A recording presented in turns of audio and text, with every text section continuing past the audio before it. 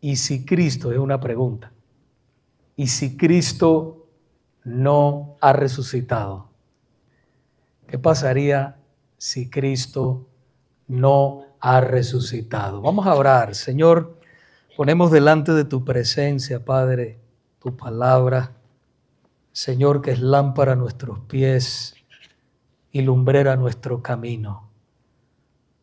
Señor, te pido, Padre mío, primeramente que me uses una vez más, que, Padre mío, no siendo digno de hacer todo lo que hago, Padre, tú te complaces en usarme. Úsame una vez más para tu gloria, para traer palabra a mis hermanos y que nada de lo que diga, Padre, sea contrario a ti y que nada, Señor amado, opaque tu preciosa palabra. Prepara, Padre, el corazón de cada uno de nosotros, esa tierra para que tú siembres tu semilla y que germine en el corazón que tú quieres que germine. Te lo pedimos, Señor. Trae salvación, trae vida eterna, trae una resurrección en la vida de aquellos que todavía no te conocen. En el nombre de Jesús. Amén. En la mente de muchos creyentes y no creyentes se alberga la duda de la resurrección de Cristo. Y digo, algunos creyentes, porque a veces ignoramos la palabra de Dios en muchos aspectos. Las Sagradas Escrituras nos aclaran el hecho milagroso de que Cristo, sin lugar a dudas, ha resucitado. El acontecimiento más poderoso que cambió el rumbo de la humanidad fue la resurrección de nuestro Señor y Salvador Jesucristo. Ningún otro suceso, escuche bien eso, ningún otro suceso ha sido tan grande y tan trascendental como la pasión, muerte y resurrección de Cristo. Es muy importante saber que la muerte y resurrección de Jesucristo ya había sido anunciada por los profetas en el Antiguo Testamento. Antes de que todo aconteciera, todo lo que usted y yo ya sabemos, todo lo que ya pasó, ya los profetas en el Antiguo Testamento habían anunciado todo lo que había de pasar con nuestro Señor Jesucristo. Por ejemplo, el profeta Isaías, alrededor de 700 años antes, profetizó cómo habría de morir y por qué habría de morir nuestro Señor. Acompáñenme por favor a Isaías capítulo 53, versículos del 3 al 6 y después vamos a ir al 11. Dice así la poderosa palabra de Dios. Despreciado y desechado entre los hombres, hablando de nuestro Señor Jesucristo, varón de dolores, experimentado en quebranto, y como que escondimos de él el rostro.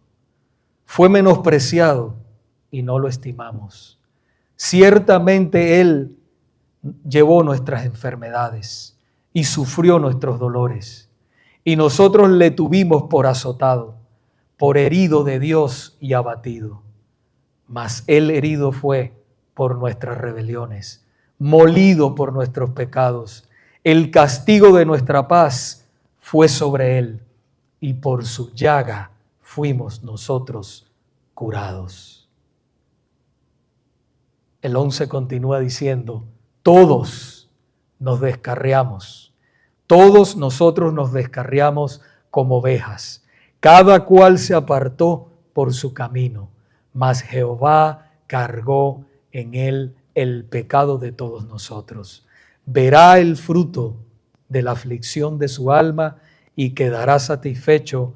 Por su conocimiento justificará a mi siervo justo a muchos y llevará las iniquidades, quiere decir los pecados, lo mal hecho, llevará las iniquidades de ellos. Si usted ha leído los evangelios, se dará cuenta que esto fue una realidad. Se cumplió. De esa misma manera como acabamos de leer, murió Jesús. Y por eso murió, para reconciliar a su pueblo con Dios. También otros profetas profetizaron de él. Por ejemplo, Moisés, el primer líder del pueblo de Israel, profetizó de Jesús. Los salmistas escribieron de Jesús. Los evangelios hablan de él. Asimismo también los apóstoles escribieron de él.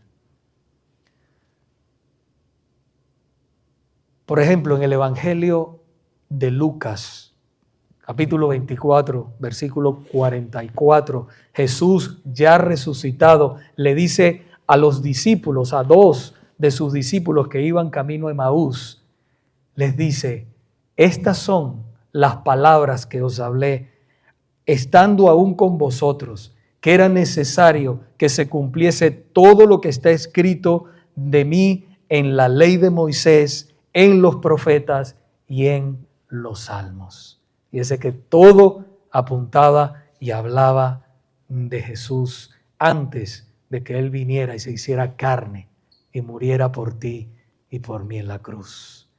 Así que, hermanos, antes de su muerte en la cruz, el mismo Jesús le había advertido a sus discípulos cómo había de morir y por qué iba a morir. Vaya conmigo a Mateo capítulo 16, versículo 21, dice, desde entonces comenzó Jesús a declarar a sus discípulos que le era necesario ir a Jerusalén y padecer mucho de los ancianos, de los principales sacerdotes y de los escribas, y ser muerto y resucitar al tercer día. Ya Él lo había dicho. ¿Cómo lo iban a matar? ¿Por qué lo iban a matar? ¿Y por quiénes iba a morir?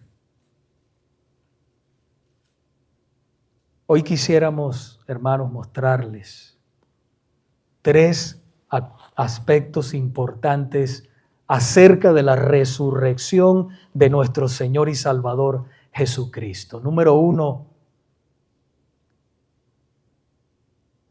la incredulidad de los discípulos.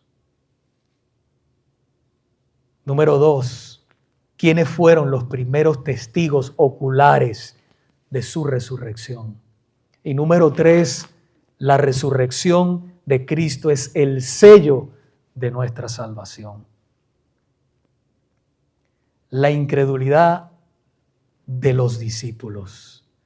Uno de los discípulos, si ustedes recuerdan, llamado Tomás, no creía que el Señor había resucitado. En el Evangelio de Juan capítulo 20, versículos 24 al 29, nos dice que Tomás, uno de los 12 llamado Dídimo, no estaba con ellos cuando Jesús vino. Le dijeron pues los otros discípulos, al Señor hemos visto. Él les dijo, si no viere en sus manos la señal de los clavos, y metiere mi dedo en el lugar de los clavos, y metiere mi mano en su costado, que recuerden que al Señor le metieron una lanza por aquí para rematarlo. No creeré, dijo Tomás, si no viere. 8 días después estaban otra vez sus discípulos dentro y con ellos Tomás. Llegó Jesús estando las puertas cerradas. Recuerden que ellos estaban escondidos por miedo a la persecución. Los querían matar a ellos también, los estaban persiguiendo. Y estaban allí ellos encerrados, escondidos, y el Señor entró y se puso en medio, dice la palabra, y les dijo: paz a vosotros. Luego dijo a Tomás el Señor: pon aquí tu dedo y mira mis manos, y acerca tu mano y métela en mi costado, y no seas incrédulo, sino creyente. Entonces Tomás respondió y dijo: Señor mío y Dios mío. Jesús le dijo: porque me has visto, Tomás, ¿creíste? Bienaventurados los que no vieron y creyeron. Bendecidos, en otra palabra quiere decir bienaventurados, los que creyeron sin ver. Yo te pregunto hoy, ¿crees que Jesús sufrió, murió y resucitó para reconciliarte con Dios, para salvarte y para darte vida eterna? ¿Lo crees? O tal vez alguno de nosotros sea como Tomás, que tienes que ver para creer. Otra escena de incredulidad fue la de los discípulos que iban camino a Emaús. Dice la palabra del Señor en Lucas capítulo 24 del 13 al 31, que dos de ellos iban en el mismo día a una aldea llamada Emaús. Y esa aldea estaba a 60 estadios de Jerusalén. E iban hablando entre sí de todas aquellas cosas que habían acontecido. Y sucedió que mientras ellos hablaban y discutían entre sí, Jesús mismo se acercó y caminaba con ellos. Mas los ojos de ellos estaban velados. Los ojos espirituales de ellos, hermanos, estaban velados para que no conociesen al Señor. Y el Señor les dijo: ¿qué pláticas son estas que tenéis entre vosotros mientras camináis? ¿Y por qué estáis tristes? Fíjense que ellos sabían, el Señor les había profetizado, les había dicho: yo voy a morir de esta manera antes de que les sucediera todo. Y cuando sucedió, ellos no lo creyeron en ese momento. Y por eso les dijo: ¿qué son estas pláticas que llevan? ¿Y por qué ustedes están tristes? Respondió uno de ellos, que se llamaba Cleofas, y le dijo: ¿eres tú el único forastero en Jerusalén que no has sabido las cosas que en ella han acontecido en estos días? Entonces él les dijo: ¿qué cosas? Y ellos le dijeron: de Jesús Nazareno, que fue varón profeta, poderoso en obra y en palabras delante de Dios y de todo el pueblo. Y cómo le entregaron los principales sacerdotes y nuestros gobernantes a sentencia de muerte y le crucificaron. Pero nosotros esperábamos, mire la duda, pero nosotros esperábamos que Él era el que había de redimir a Israel. Y ahora, además de todo esto, hoy ya es el tercer día que todo esto ha acontecido. Aunque también nos ha asombrado unas mujeres de entre nosotros, las que antes del día fueron al sepulcro y como no hallaron el cuerpo, vinieron diciendo también que habían visto visión de ángeles. Y esos ángeles le dijeron que Él vive. Y fueron algunos de los nuestros al sepulcro y hallaron así como las mujeres les habían dicho, pero no hallaron al Señor. Y me encanta esta expresión del Señor que dice: oh insensatos y tardos de corazón para creer todo lo que los profetas han dicho. ¿No era necesario que el Cristo padeciera estas cosas y que entrara en su gloria? Y comenzando desde Moisés y siguiendo por todos los profetas, les declaraba en todas las escrituras lo que decían de Él. Y sigue contándonos la historia, hermanos, que llegaron a la aldea donde iban y el mismo Señor hizo como que Él iba más lejos. Mas ellos le obligaron a quedarse diciendo, quédate con nosotros porque ya se hace tarde y el día ha declinado. Entró pues a quedarse con ellos. Y aconteció que estando sentado con ellos a la mesa, tomó el pan y lo bendijo, lo partió y les dio. Entonces les fueron abiertos los ojos y le reconocieron. Ahí el Señor les abrió los ojos espirituales y lo reconocieron. Mas Él, el Señor, se desapareció de su vista.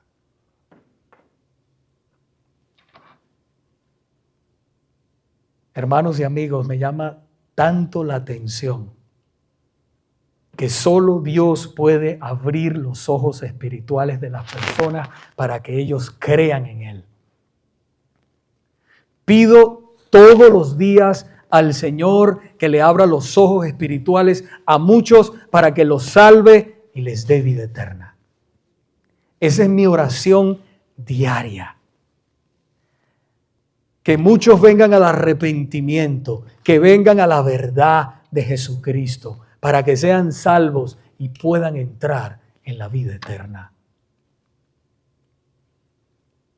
En otra ocasión, el Señor se le apareció a 11 de sus discípulos y les reprendió por su incredulidad.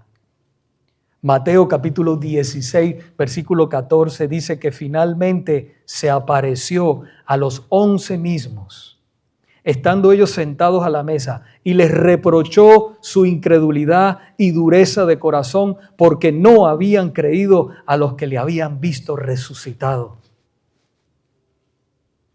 No habían creído. Es igual cuando nosotros predicamos el Evangelio y le predicamos a este y le decimos, arrepiéntete, acepta a Cristo, vive para Cristo. Y la persona endurece su corazón, ¿verdad? Y rechaza al Hijo de Dios.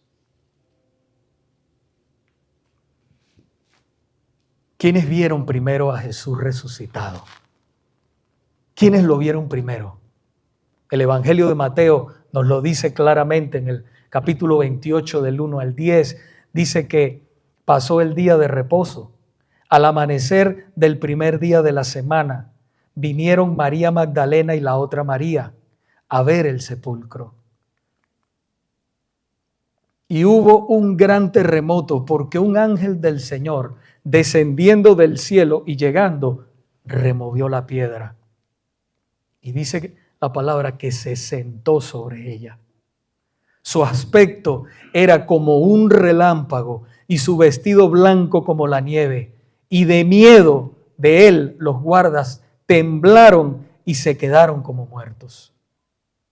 Mas el ángel respondió y dijo a las mujeres, no temáis vosotras, porque yo sé que buscáis a Jesús, el que fue resucitado. No está aquí, pues ha resucitado como dijo. Venid y ved el lugar donde fue puesto el Señor. E id pronto y decid a sus discípulos que ha resucitado de los muertos. Y he aquí, va delante de vosotros a Galilea, allí le veréis. He aquí, os lo he dicho. Entonces ellas, saliendo del sepulcro con temor y gran gozo, imagínense esa mezcla en ese momento. Temor, ¿te has sentido eso alguna vez? Temor y gozo a la misma vez.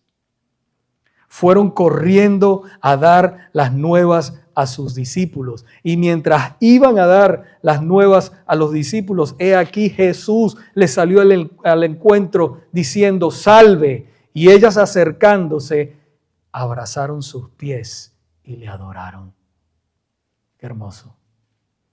Entonces Jesús les dijo, no temáis, id, da las nuevas a mis hermanos para que vayan a Galilea y allí me verán.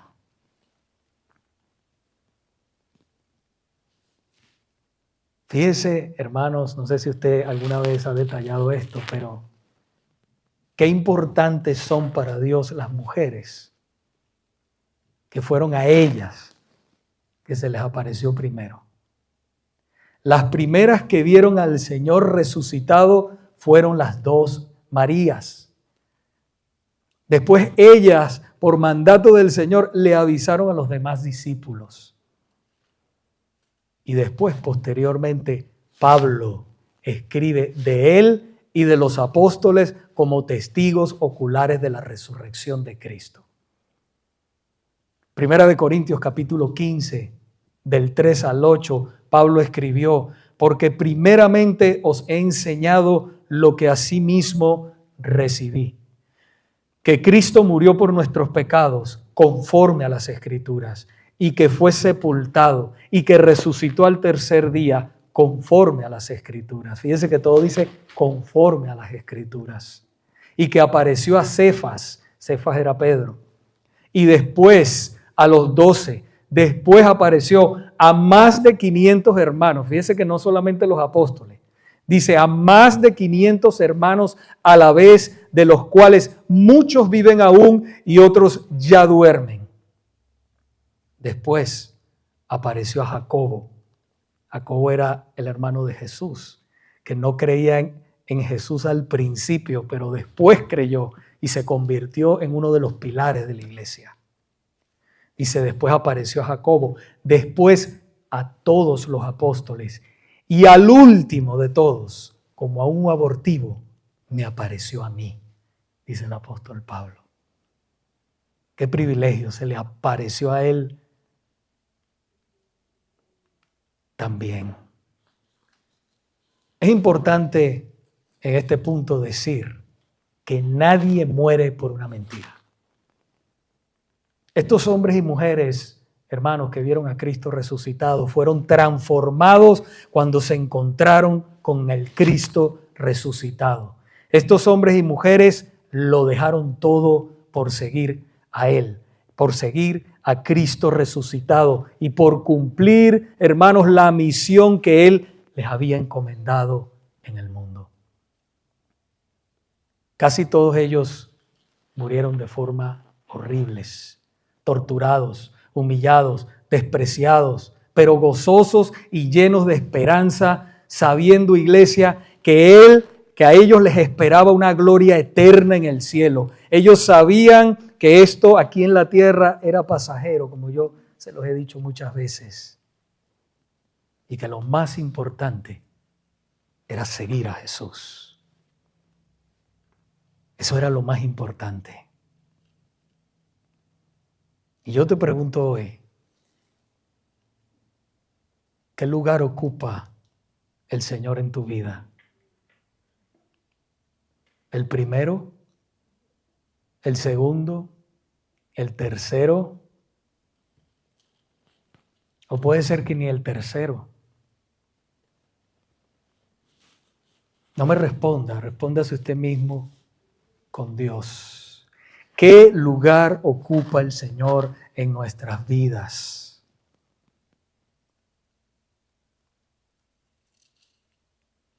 Siempre recuerdo a un misionero, Carlos Stuff, que él dijo, si Jesucristo es Dios y murió por mí, ningún sacrificio que yo haga será demasiado grande.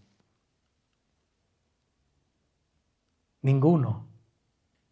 Y a veces yo, hermano, hablando de mí mismo, me encuentro quejándome con cosas que cuando veo a los misioneros, veo otras personas, yo digo, Dios mío, por favor, perdóname. ¿Qué estoy diciendo? Yo tengo más de lo que necesito.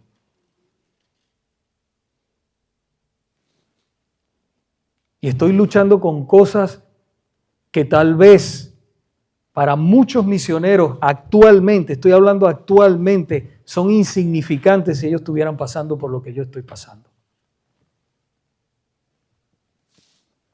Esta mañana estaba viendo un documental de uno de los misioneros de Heart Cry, la organización misionera que lidera el hermano Paul Washer.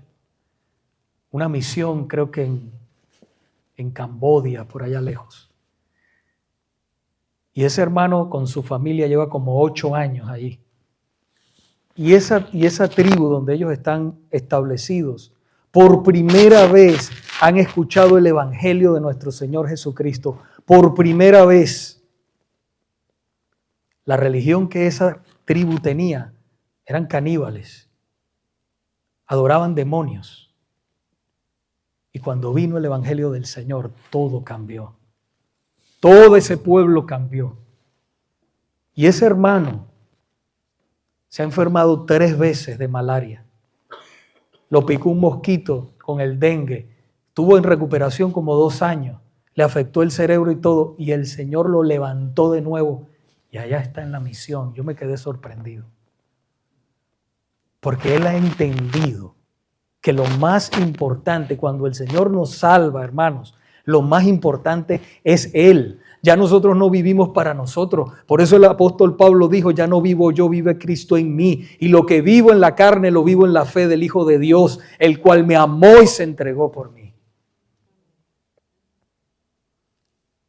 Cuando nosotros entendemos eso a profundidad, y no creo, hermanos, yo también choco con muchas cosas. Y cuando nosotros entendemos eso a profundidad, los problemas que estamos enfrentando aquí son mínimos. Porque les soy sincero, y yo he llegado a la conclusión que cuando el Señor nos salva y no nos lleva con Él, es porque Él quiere que seamos sus testigos aquí. Él quiere que seamos sus testigos aquí. Hay personas que los salvan en el lecho de su muerte, pero hay otros como nosotros que nos salva y nos sigue dejando aquí. ¿Para qué? Para que seamos sus testigos, para que seamos sus pies, su boca, sus ojos y anunciemos estas buenas noticias a este mundo que carece, este mundo que perece sin Dios y sin esperanza. ¿Para quién estamos viviendo? ¿Qué te apasiona? ¿Qué mueve el motor de tu alma cada día? ¿O para quién vives? ¿Estás viviendo para Dios? ¿Estás viviendo para Dios, para sus propósitos, o vives para ti mismo y para tus propósitos? Pensemos en eso. El apóstol Pablo escribió en 1 Corintios capítulo 4, versículos del 11 al 14, hablando de ellos y de lo que estaban ellos también enfrentando, lo que estaban pasando por causa de servirle al Señor. Él escribió, hasta esta hora padecemos hambre, tenemos sed, estamos desnudos, somos abofeteados y no tenemos morada fija. Nos fatigamos trabajando con nuestras propias manos, nos maldicen y bendecimos, padecemos persecución y la soportamos. Nos difaman y rogamos. Hemos venido a ser hasta ahora como la escoria del mundo, el desecho de Dios. Ellos eran preciosos para Dios, pero para el mundo eran la escoria de este mundo, porque cargaban el mensaje más poderoso que un ser humano puede oír en esta vida. El mensaje de que en Cristo hay salvación y vida eterna. Todo esto que ellos pasaron, ellos lo pasaron porque entendieron el plan divino de Dios. Entendieron que era necesario que Jesús fuera crucificado, muerto, sepultado y al tercer día resucitado por Dios. Sin duda alguna, la resurrección de nuestro Señor a una vida corporal glorificada después de su muerte en la cruz constituye la base misma del Evangelio y el fundamento del cristianismo. Para muchos, Jesús solo murió por los pecados de ellos. Pero mire, la historia no acaba allí. La resurrección de Jesús es el sello de nuestra salvación. La resurrección de Cristo es el sello de nuestra salvación. Sin este hecho sería totalmente vana nuestra fe, todavía seríamos hallados culpables del pecado de condenación. Primera de Corintios nos lo dice bien claro. El capítulo 15, versículo 14 y 20, dice: y si Cristo no resucitó, vana entonces nuestra predicación, vana es también vuestra fe, y somos hallados falsos testigos de Dios. Porque hemos testificado de Dios que Él resucitó a Cristo, al cual no resucitó, si en verdad los muertos no resucitan. Porque si los muertos no resucitan, tampoco Cristo resucitó. Y si Cristo no resucitó, vuestra fe es vana, aún estáis en vuestros pecados. Entonces también los que durmieron, está hablando de los que murieron, en Cristo perecieron, se perdieron. Si en esta vida solamente esperamos en Cristo, somos los más dignos de conmiseración de todos los hombres. Mas ahora, escuche bien, mas ahora Cristo ha resucitado de los muertos, primicia de los que durmieron, es hecho este. Escuchen muy bien lo último.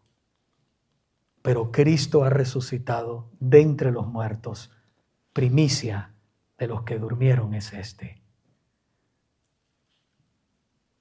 La resurrección de Cristo hecha por el Padre es el acto definitivo de que Dios aceptó el sacrificio de Jesús para la paga de la deuda del pecado del hombre que se arrepiente y cree en Él.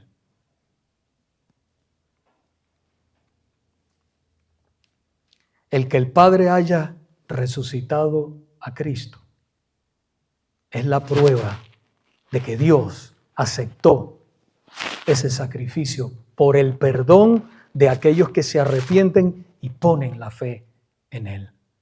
Romanos capítulo 4, 25 nos dice, hablando de Jesús, que Él fue entregado a la muerte por causa de nuestros pecados y resucitado para hacernos justos a los ojos de Dios. Por eso es que todo aquel, vuelvo y lo repito porque es importante, que se arrepienta de sus pecados y ponga la fe en Jesús, tendrá vida eterna. Tendrá paz con Dios y vivirá para siempre con Él. Hay esperanza. ¿Crees que no hay esperanza? Usted ve mucha gente que su familiar muere. Si está en Cristo, hay esperanza. Hay esperanza para ti en esta tarde. Hay esperanza para todo aquel que se arrepiente y pone su fe en Cristo. Hay esperanza de vida eterna. A eso vino Jesucristo a este mundo, a buscar y a salvar lo que se había perdido. Pero el que rechace,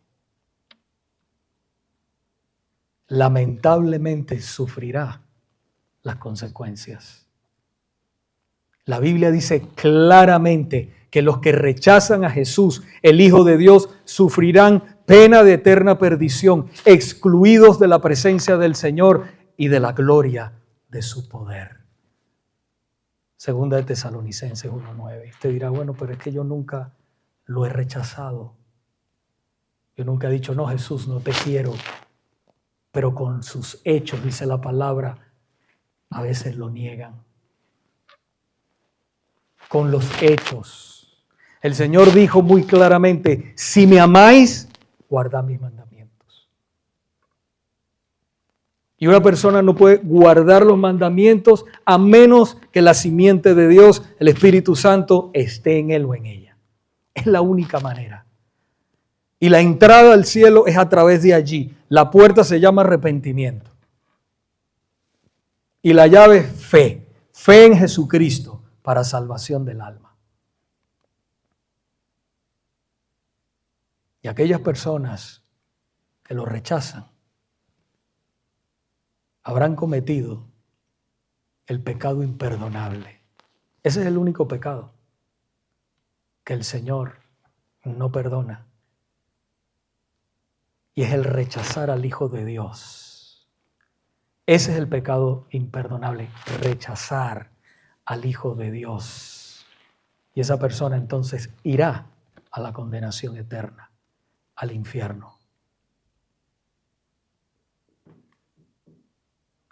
La resurrección de Cristo fue el sello final de victoria con que el Señor coronó a sus hijos y abrió un camino al cielo, dando la oportunidad de reconciliación con el Padre. La resurrección de Cristo es la puerta o es la prueba de que el Padre aceptó ese sacrificio por el pecado del hombre arrepentido.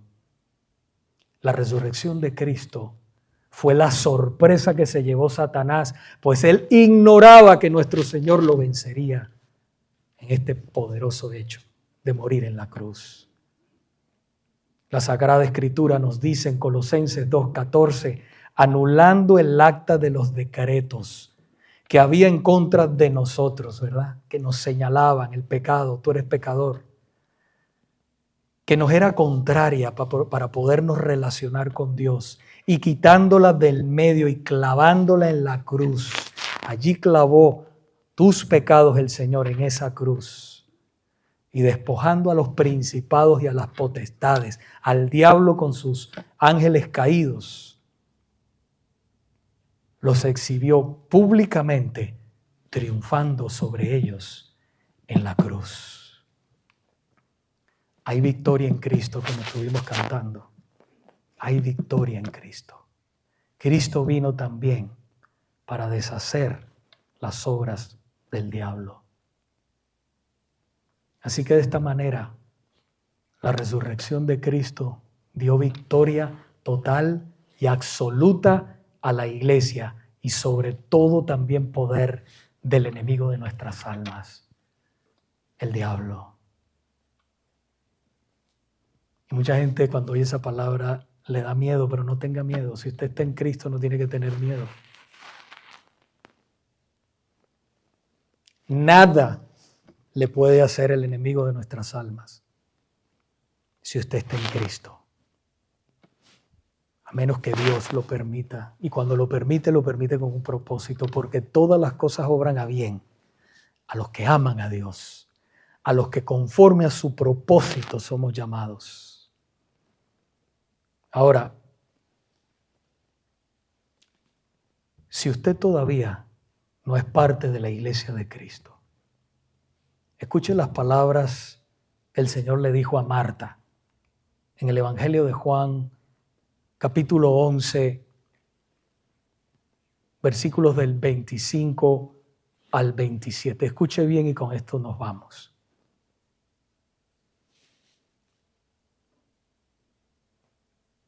Marta se le acercó al Señor desesperada. Señor, si hubieses estado aquí, mi hermano no habría muerto.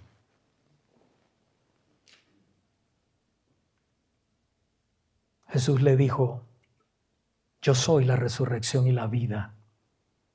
El que cree en mí, aunque esté muerto, vivirá.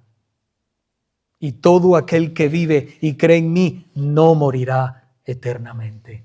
¿Crees esto? ¿Crees esto?, le dijo el Señor a Marta. Y ella le contestó, sí, Señor, yo he creído que tú eres el Cristo, el Hijo de Dios, que has venido al mundo. Y hoy el Señor te pregunta, allí donde estás, ¿crees esto tú? ¿Crees que el Señor es la verdad, es la resurrección y la vida? ¿Crees que Jesús ha resucitado para darte vida eterna? ¿Crees que Jesús pagó el precio de tu pecado en la cruz? ¿Crees que Jesús puede reconciliarte con Dios? Si lo crees, pídele que perdone tu pecado. No hay pecado que el Señor no pueda perdonar. Hay pastores que usted no sabe lo que yo he hecho. No necesito saber lo que has hecho. La Biblia nos dice que la sangre de Jesucristo nos limpia de todo pecado.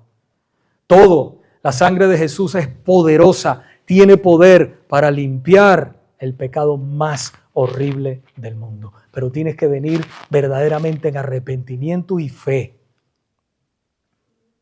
Y Él salvará tu alma. Pídele allí donde estás. Ahora que estemos orando, pídele que te salve allí donde estás. La vida es corta. La vida es muy corta y no sabemos.